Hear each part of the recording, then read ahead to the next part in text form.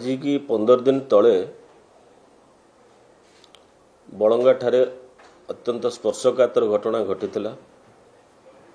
से आमे समस्ते मर्माहत।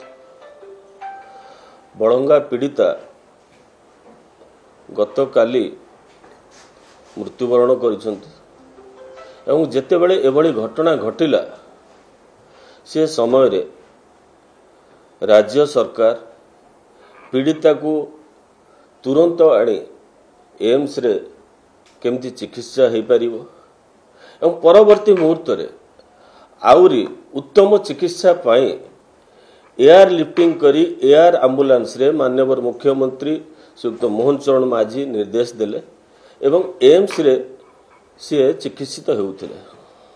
दुर्भाग्य से झियो आज आम पाखे नाही, सेतिपाई समस्ते दुखित, समस्ते मर्माहत।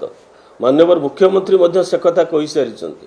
समस्ते जेतेबेले एवं विशेष करी पीड़ितार बापा तार दादा एवं अन्य माने समस्ते कहउचंती जे जो भली भाबे राज्य सरकार सहयोग सहानुभूति और चिकित्सा करिचंती सेथिरे सेमाने खुशी, सेमानक मनरे कोनोसी द्वंद्व नाही।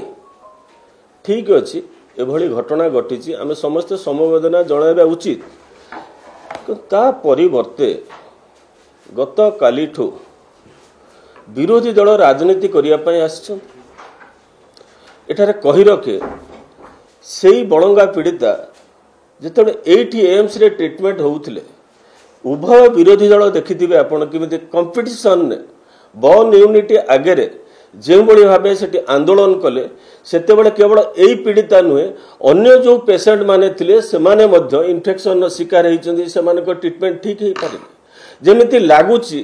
विरोधी दल अपेक्षा करिछि सागुणा जो भली मढ़ को अपेक्षा करिथाय कि लास्ट को अपेक्षा करिथाय बीजेडी और कांग्रेस सेमाने अपेक्षा करिछंदी कोट ना कोठी लास्ट ऊपर राजनीति करिया पाए सबको जो भली अपेक्षा करिथाय सागुणा एमाने बर्तमान सागुणा ठू आउरी हीन काम करिया को जाउचंदी विरोधी दल। जेतेबेले तार बापा तार माँ तार कका समस्ते कहिचंदी राजनीति न करंतु, विरोधी दल आछंती सब ऊपर राजनीति करिया पाए।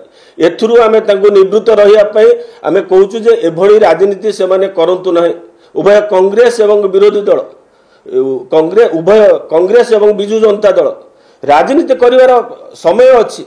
जो माने दिल्ली रे प्रेस कॉन्फ्रेंस करूचंती, जे एठी ओडिसा रे प्रेस कॉन्फ्रेंस करूचंती, से माने ओडिसा रो डेमोग्राफिक सिचुएशन को जानिबा उचित।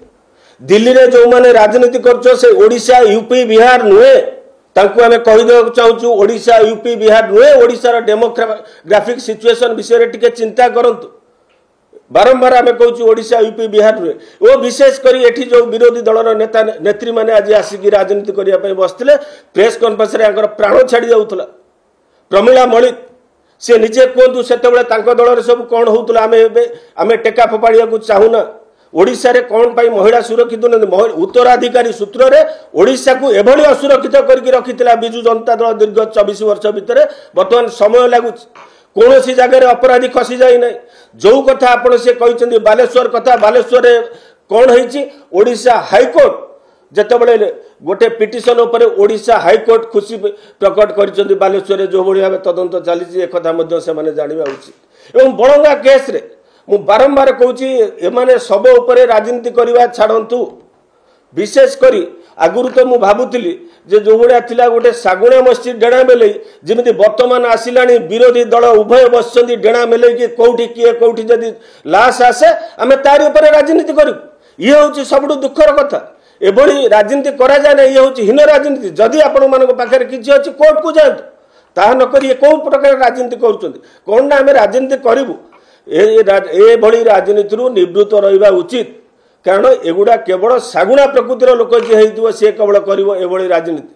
और विशेषकर आज प्रमिला मलिक प्रेस कॉन्फ्रेंस करुले सी तो राज्यर सबुजाक हिसाब देले तांकरी घरे किए मर्डर होता सरकारी क्वार्टर रे जड़े मरी जाता तार हिसाब सी रखिपारे प्रमिला मलिक आम पचारूँ पचार जदिओ कथा नुहे आम तो कहीं से राजनीति कर।